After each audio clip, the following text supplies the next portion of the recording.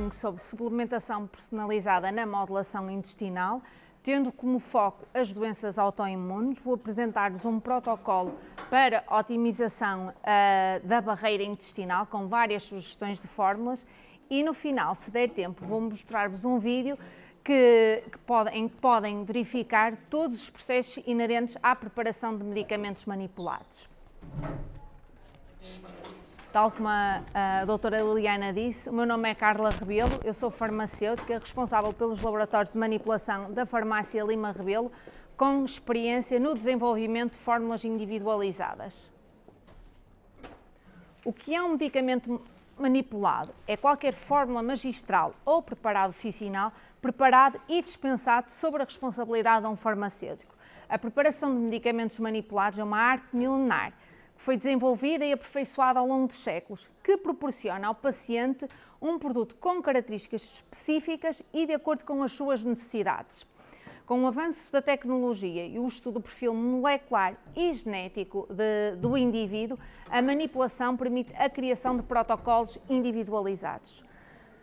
O grande objetivo da manipulação é que o medicamento ou o suplemento manipulado se adequa ao paciente e não o contrário. O paciente não tem que se adaptar ao medicamento manipulado.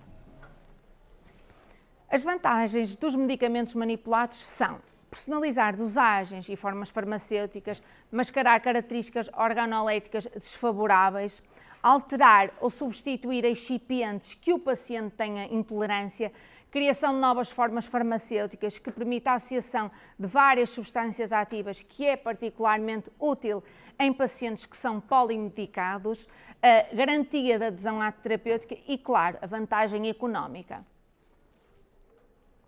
A manipulação torna-se útil para suprir lacunas terapêuticas da indústria farmacêutica.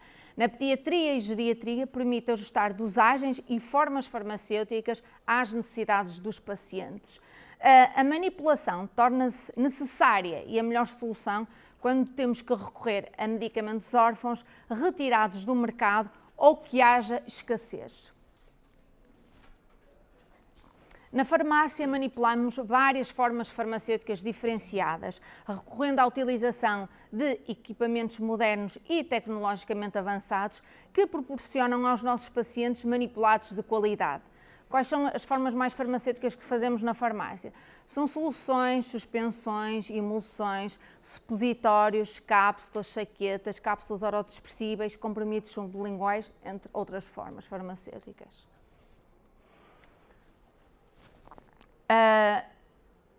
Todas as doenças começam no intestino. Disse Hipócrates há uns anos atrás e ele de facto tinha razão. O microbioma é importante porque ajuda na digestão e produção de enzimas que degradam fibras, amidos, para que possamos digeri-los e absorver os seus nutrientes.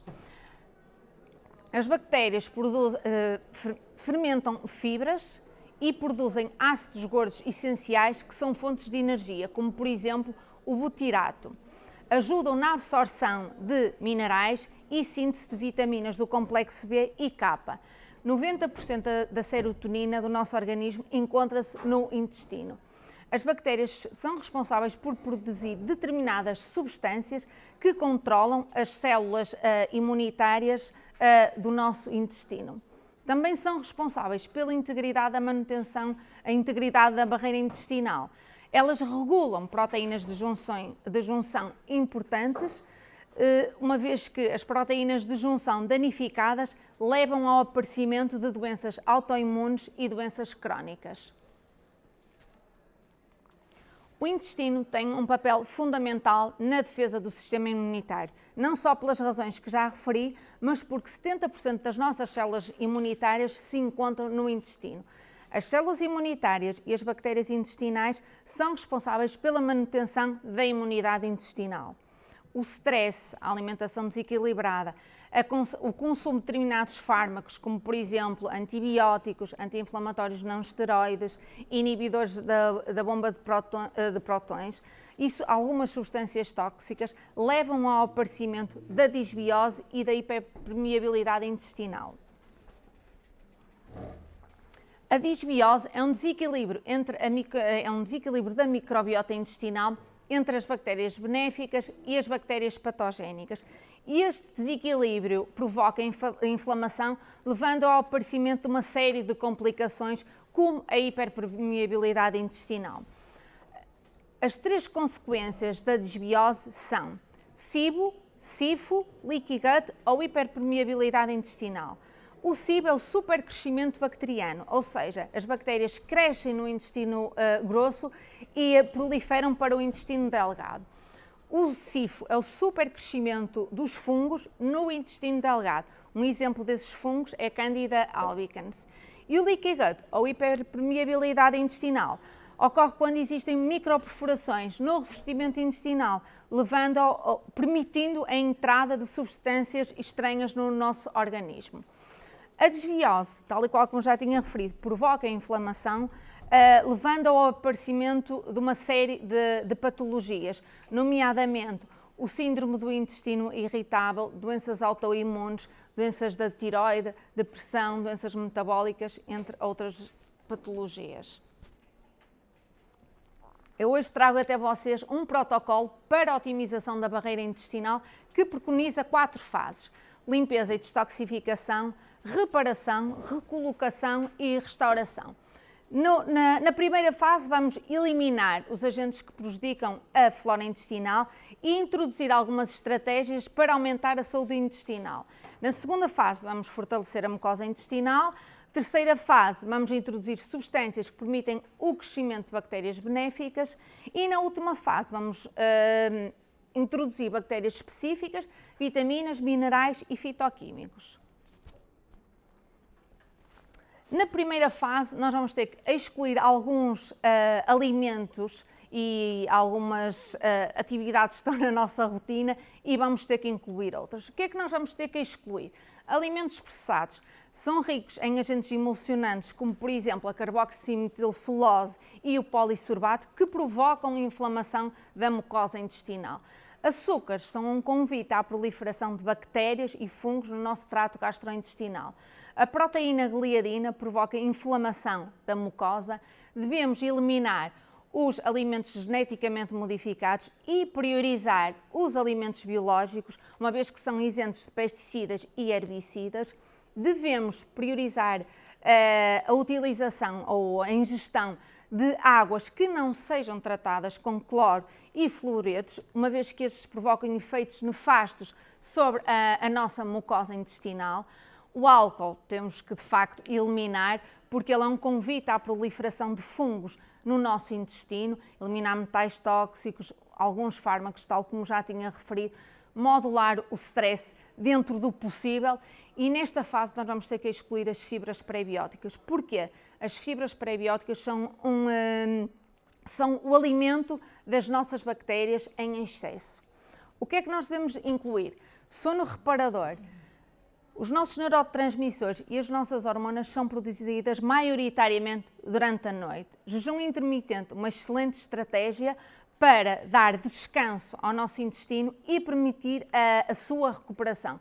O exercício físico regular, a hidratação, alimentos fermentados são uma excelente forma de plantar micróbios saudáveis no nosso intestino. Temos vários exemplos, como por exemplo a kombucha, o chucrute, o kéfir. Ervas aromáticas são ricas em polifenóis que fazem aumentar as espécies de lactobacilos e bifidobactérias no nosso trato gastrointestinal. Temos vários exemplos, a canela, a curcuma, o cravinho, entre outras ervas aromáticas.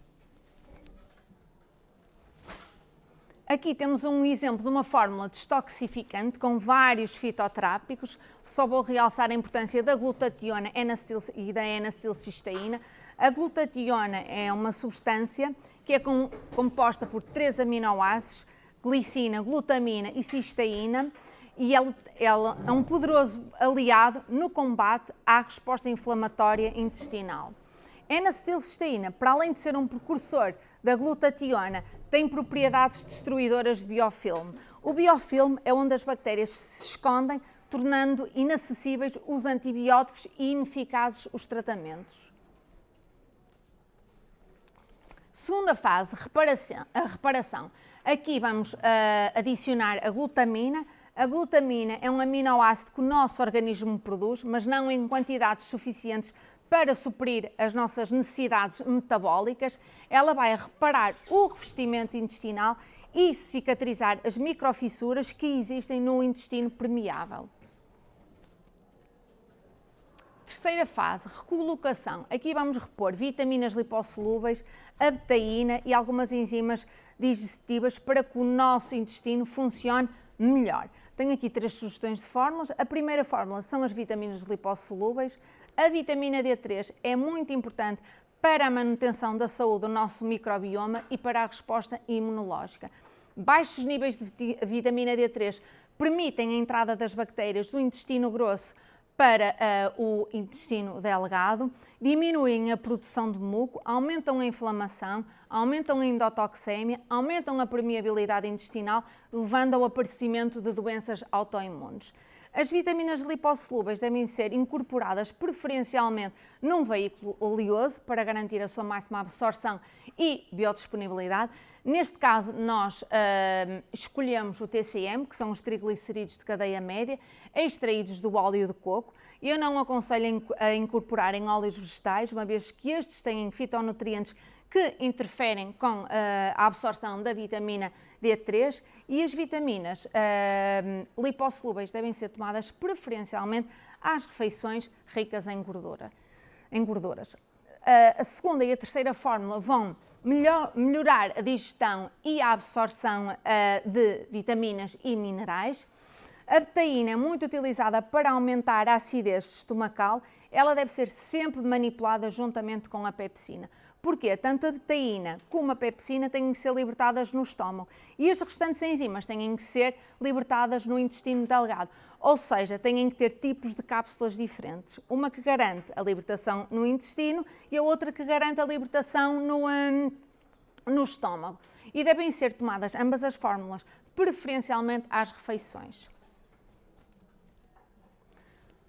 Última fase, restauração. A capsaicina é extraída da pimenta, ela reduz as espécies de SIBO, aumenta as espécies que são produtoras de muco, como por exemplo o Clostridium, aumenta a produção de espécies que são produtoras de butirato e diminui a endotoxemia. Aqui temos 3 fitoquímicos que têm funções muito semelhantes no intestino.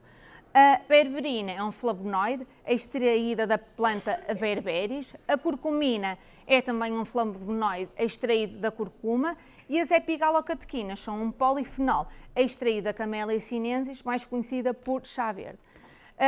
Estes 3 fitoquímicos têm as seguintes funções no nosso intestino. A ação antibacteriana e antifúngica diminui a inflamação e a endotoxemia, aumentam a produção de muco, melhorando a resposta imunológica, e aumentam a produção de butirato, permitindo que o intestino se torne menos poroso. Nesta fase eu tenho 2 sugestões de fórmulas, uma sugestão para fortalecer a barreira intestinal e a outra sugestão de fórmula é dividida em 2 partes. Uma parte são os probióticos que colonizam o nosso trato gastrointestinal e a outra parte é a fibra prebiótica, que é o alimento da nossa bactéria. Eu já falei de alguns compostos que estão aqui, só vou realçar a importância de alguns. A glicina é um aminoácido que o nosso organismo produz, mas não em quantidades suficientes. Ele é um precursor da glutationa, ou seja, ele tem uma potente ação anti-inflamatória intestinal. Os beta-glucanos são polissacarídeos encontrados nos cereais e nas leveduras como Saccharomyces, e o que ele vai fazer é melhorar a composição da microbiota intestinal. O zinco é um mineral que é o guardião da nossa função imunológica. O EPA e o DHA são ômegas responsáveis por restaurar a integridade da nossa barreira intestinal. A vitamina C tem ação antioxidante, diminui a incidência de doenças e tem um papel importante na absorção do ferro intestinal. O manganês é um mineral antioxidante que participa em várias reações enzimáticas no nosso organismo. O iodo, baixos níveis de iodo, levam ao aparecimento do hipotiroidismo, movimentos peristálticos lentos, SIBO e SIFO. E o magnésio tem um papel fundamental, por causa das suas propriedades osmóticas que retêm a água no intestino. Aqui temos a segunda fórmula, que é de facto dividida em duas partes. O Saccharomyces boulardii é uma levedura. O que é que ela vai fazer? Ela vai impedir a proliferação de algumas espécies que são patogénicas. Ou seja, o facto de ela estar presente no nosso intestino impede a proliferação de outras espécies. Ela não coloniza o nosso trato gastrointestinal e desaparece ao final de alguns dias. O Lactobacillus reuteri e gasseri produzem bacteriocinas, impedindo desta forma que haja a proliferação de micróbios indesejáveis. O Lactobacillus casei impede a proliferação de espécies como Salmonella e Helicobacter. Os probióticos devem ser tomados preferencialmente em jejum. A fibra, eu tenho uma preferência especial pela goma acácia, que é uma fibra não fermentável, ou seja, ela não provoca desconfortos gastrointestinais, para além de que ela faz aumentar a espécie de Akkermansia mucinifila, que na ausência de alimento consome o nosso muco intestinal. O baixo consumo de fibras leva à diminuição do muco intestinal, aumenta a inflamação, levando ao aparecimento das doenças autoimunes.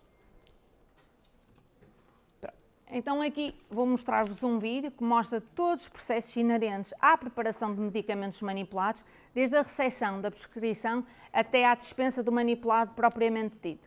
Acredito que não vamos ter tempo para vê-lo até ao fim. Eu deixo os meus contactos no final da apresentação. Alguma dúvida, depois eu posso esclarecer, e nós temos ali o stand na farmácia Lima Rebelo. Pronto.